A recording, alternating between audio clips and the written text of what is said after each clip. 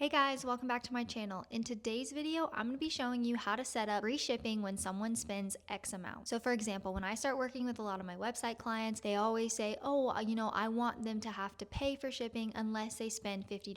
So for example, if your customer comes onto your store, they spend $50, they get free shipping. If they don't spend $50, then they don't get free shipping. So I'm going to walk you through very quickly the easiest way you can set this up, and then you can turn around and do this in your store today. All right, let's jump into my computer and I'm going to teach you how to do this right now. Okay, so the first thing you're going to want to do is open up your Shopify admin, and on the left-hand side, you're going to want to click on Settings. After that, on the left-hand side, you're going to want to go to Shipping and Delivery. Now you're going to want to open up the Shipping tab, and you're going to see where it says General Shipping Rates. Just click that little box. Okay, so now this is actually one of my Shopify client stores. I already have her free shipping set up, but I'm going to go ahead and walk you through step by step again because it's really that easy. So you're going to choose your shipping zone. For this case, it's the United States, and up underneath the shipping zone, I'm just going to click on add rate. Now, because you're going to offer free shipping, you're going to want to make sure that the rate type is use flat rate. You can see that the other option is use carrier or app to calculate rates, but that doesn't really make sense because you're going to be offering free shipping.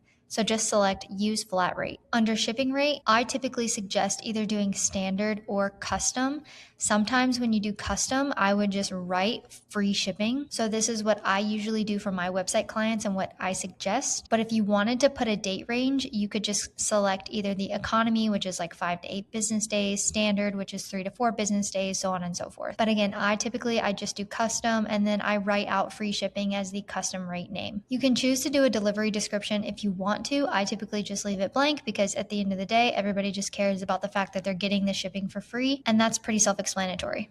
Now for the price, it's going to be $0 because you're offering them free shipping. Now the most important part of this video is this add conditional pricing button right here. So if you're wanting to offer your customers free shipping over a certain dollar amount, what you're going to do is select based on order price. Here you're going to input the minimum price. So let's say, for example, you want your customers to spend $50 before they get free shipping.